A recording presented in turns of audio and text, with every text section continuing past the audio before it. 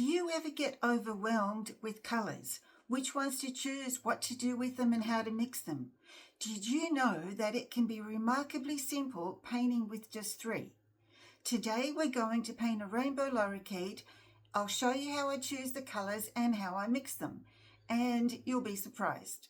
So let's get going. Let's see if it can do the job. Can I get some darks out of it, and will they work together? How many times have you been overwhelmed when choosing colours? Today we're just talking about simple triads. Yes, red, yellow and blue. But which one of these to choose? For that, let's first look at what we would like to paint. Today it's a rainbow lorikeet. So looking at the photo and at my swatches, I like the look of manganese blue. Now I'm looking for a red. And I like the look of quinacridone coral. And then for the yellow, a nice bright neutral yellow, I like azo yellow. But will they work together? So we need to do a quick little colour wheel to see if the colours that we get out of these are going to be right. Put my 3 primary colours out on a clean palette. I'm starting with my primary colours all evenly spaced around the circle, and then my secondary colours of green, purple and orange, and I really like how they fit in with the rainbow lorikeet. The next thing to do is to find the darkest colour I can mix, mainly blue, half as much red and a teeny touch of yellow. This dark colour is the perfect colour to also darken my paints, as you can see from the inner circle on the wheel. Today I'm using Bao Hong hot press paper. It's a smooth paper and is often really easy to lift paint if you want to do that. And I'm using a Paulina Bright No. 3 mop brush and a no-name brush, size 6, which doesn't make sense, but you know, it's pointed, it's flexible, and I like it. I found it in my drawer, I tried it, and I liked it. So it doesn't matter whether it's expensive or inexpensive, as long as it's got a point. And the 3 Daniel Smith colours that we're using are manganese blue, quinacridone coral, and azo yellow. Now let's start painting our rainbow lorikeet. I'm starting with the beak and just some simple orange from the yellow and red. This will also be great for the eye. Even though we're painting a rainbow lorikeet, the main purpose of this video is the colour mixing. If you'd like more focus on the rainbow itself, a lengthier version will be available really soon in our upcoming membership. Now it's time for an undercoat on all his brightly coloured areas, which are his chest and his back, and I'm underpainting everything with yellow and then allowing it to dry.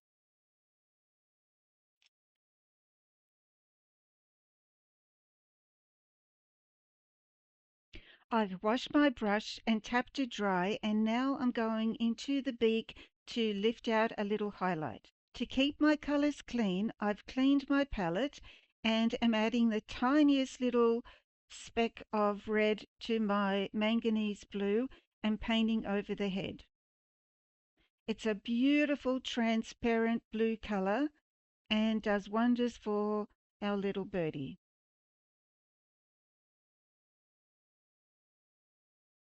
Again, I've washed my brush and tapped it dry and am lifting out a little highlight just above his nostrils. And then it's time to paint his tummy underneath his yellow chest feathers. So again, I'm mixing the same manganese blue with a teeny touch of the coral. The first little brush strokes are a little bit curved like squashed U's to suggest the yellow feathers. Okay, so everything is dry now, and now I have wet my brush, tapped it, and I'm re-wetting his head.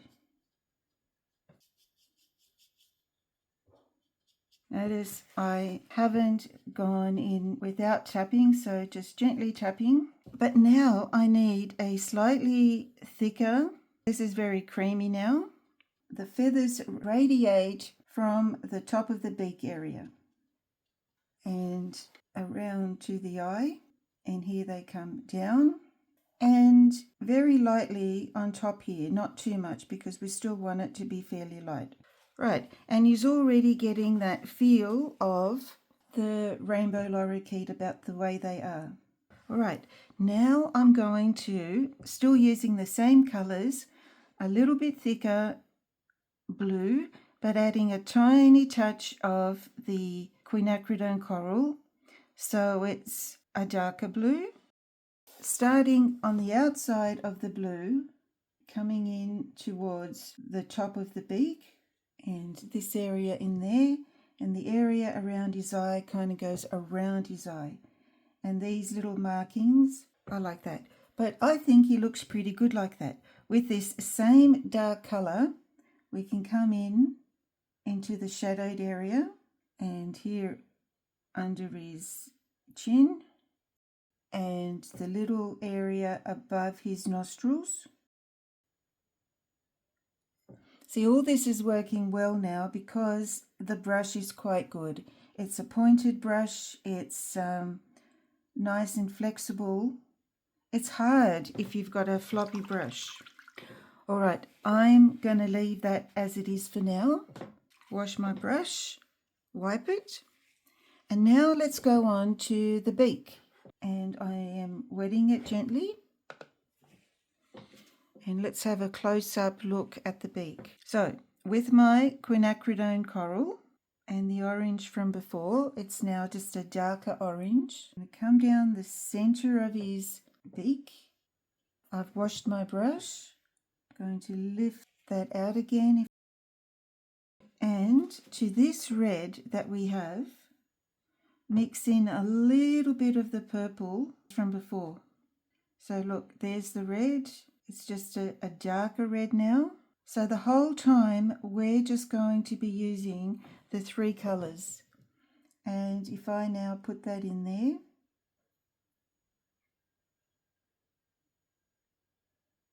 I'm just looking to see where the different variations are.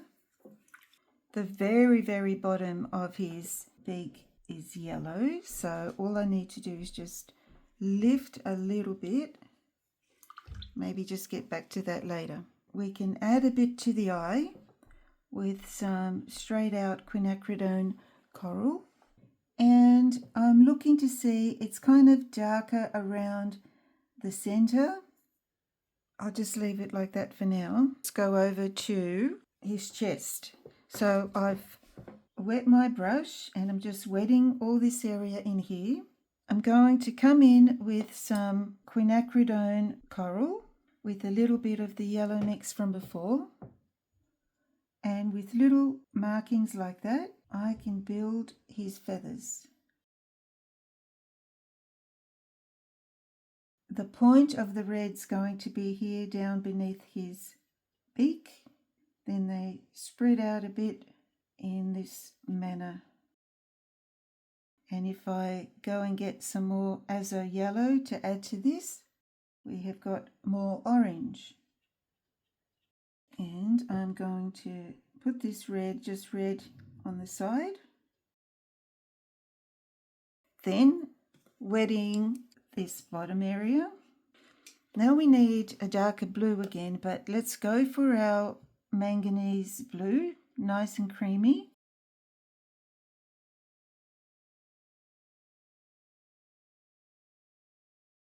With a little touch again of the quinacridone coral.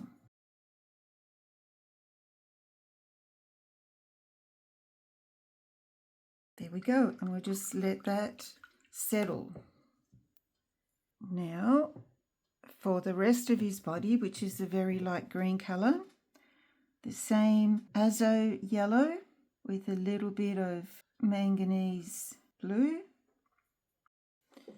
And starting from the top up here, I'm leaving little breaks in there also suggesting some variation to the feathers. And then he's got his area in here. And his back, this is his back.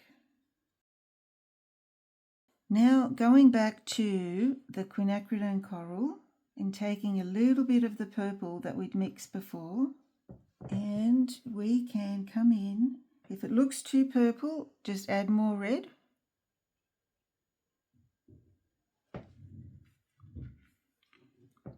And that's created a nice shadowed area in there. And he's also got a little bit of this shadow underneath these head feathers. And with this same colour, I'm coming up to the top of the beak area on this side.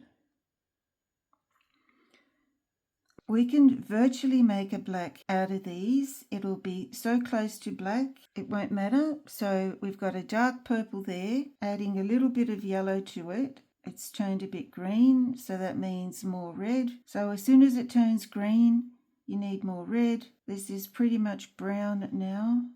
A bit more blue, a bit more red. It's getting to be a very dark colour, and I'm going to come in with this dark colour just over here.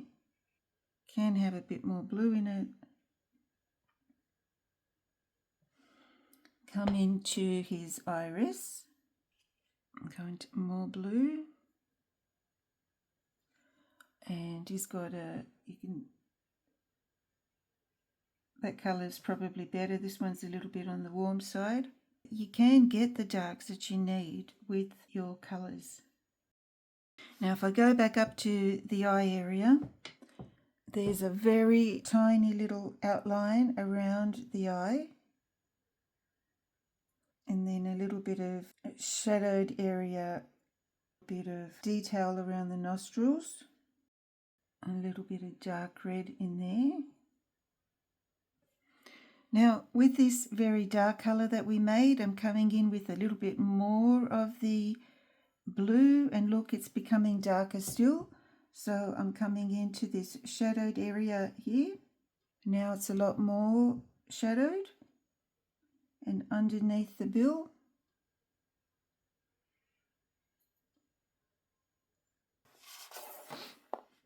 And I can come in with a few little flicks. So this is still wet, so I'm not going in there yet. Okay, but now let's have a little play with the background. I've got the yellow, and I'll put a bit of blue into it, but make it very thin. And look, with a large brush, we can just paint on loose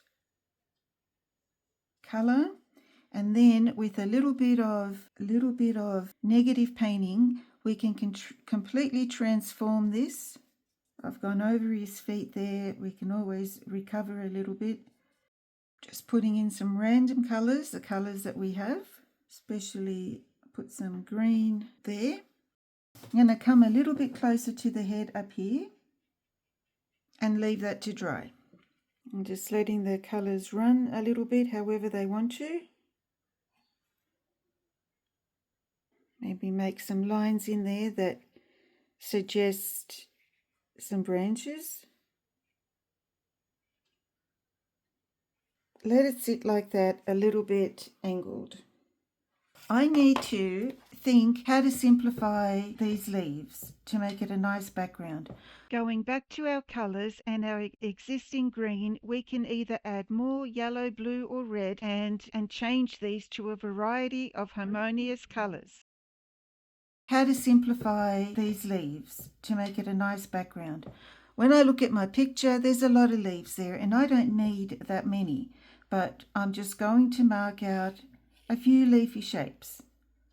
Let's say like that, and it'd be good if some overlapped and some went in and out of the picture. Okay, it's a little bit hard to see, but the first thing we have to do is paint in these negative areas. I'm going to make a dark green grey mix. So how about if I come in here I am negatively painting and exposing some leaves. I can even put a vein in there like that. I can even then take my pure colours and drop in a few darker bits, and then all these colours tend to work together with the overall painting. So what I need right now is actually enough paint to be able to paint some negative areas without worrying too much about whether I have enough or not. Because this is the light part of the painting, the area next to the light part should be darker. So I'm going to come in with a little bit more of the dark colour and just let that spread around a bit. On this side, I'm going to allow that to be light and maybe just glaze over that leaf, but I won't do it right now. So let's see what can I do. I might come in there and blend the rest out in a little bit more deeper colour.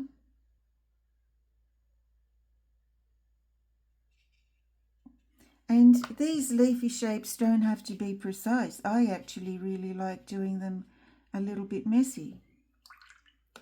And then it's like you're guessing what is the leaf and what isn't. So this doesn't have to be defined like that. It can be like that. Okay, I did say I wanted that light. So what I'll do is I'm going to positively paint over this leaf here. Make it green, so that again ties in with the bird. We could put a little bit of green on this leaf here, and I can make that leaf there a bit darker. So right now I'm just looking at ways of making some interesting shapes. He's got his foot coming down here.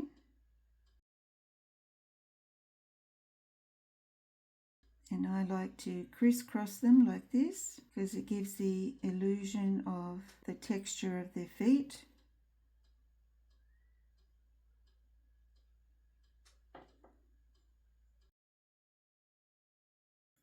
And I'll give him a bit of an orange branch that goes out like that. So now to that orange on the bottom side, we can give it a little bit of a shadow and give him another foot over here. So the inner toe is going to be shorter this time.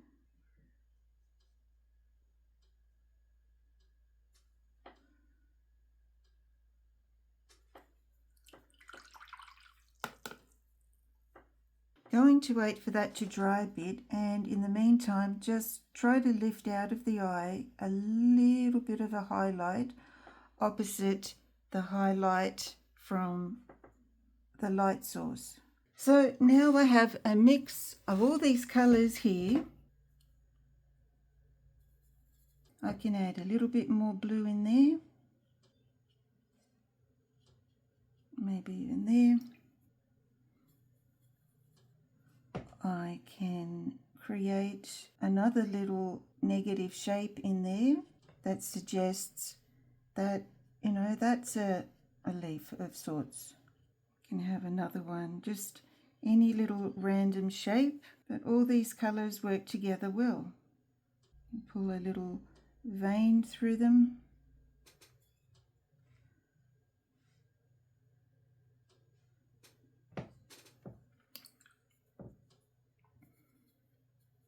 Add a little bit of red in there.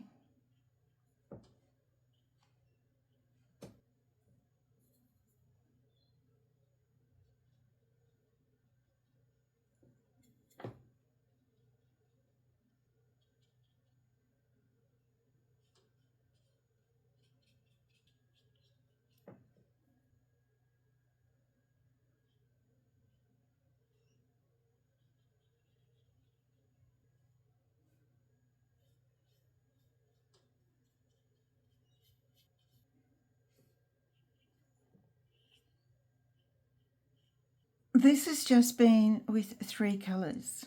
I'm coming in over this now with some darker versions of the blue with a touch of red.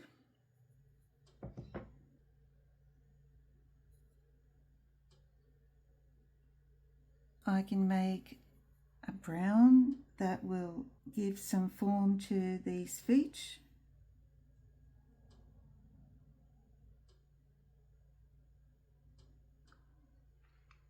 Can make the branch a bit darker and shadow this area underneath his body. So the darks here aren't working very well because this is too dark, so this needs to be lightened a bit. There we go, and now it works better. This is extremely dark in here, so I need to cut that back a little bit. It's very easy to cut back on smooth paper. There we go. Now that this paint up here is dry, I'm going to just highlight where his beak joins up with his top and his bottom, and just give that a little wipe in there, and a little bit more of a highlight just in there. I'm strengthening some shadows in here, and again I'm going to see how dark I can mix a really dark color. But look there, it's a really dark color. I can make his claw a little bit darker, just enough to add some tonal value difference in there, and he would need to be a little bit darker just down there on his tummy. So again, just the 3 colors that I have, I can come down and make this darker. Sometimes it does require just a few more layers, but it can be done. And he has a little bit of red. He also has a little bit of yellow, so I'll just stick some yellow in there. There's a little bit of yellow on the tip of his beak. Manganese blue, azo yellow, and quinacridone coral. Just one of the many triads you can use. There are just so many, the mind boggles, and I really look forward to sharing more with you. Let me know if you got some value out of this, and see you next time.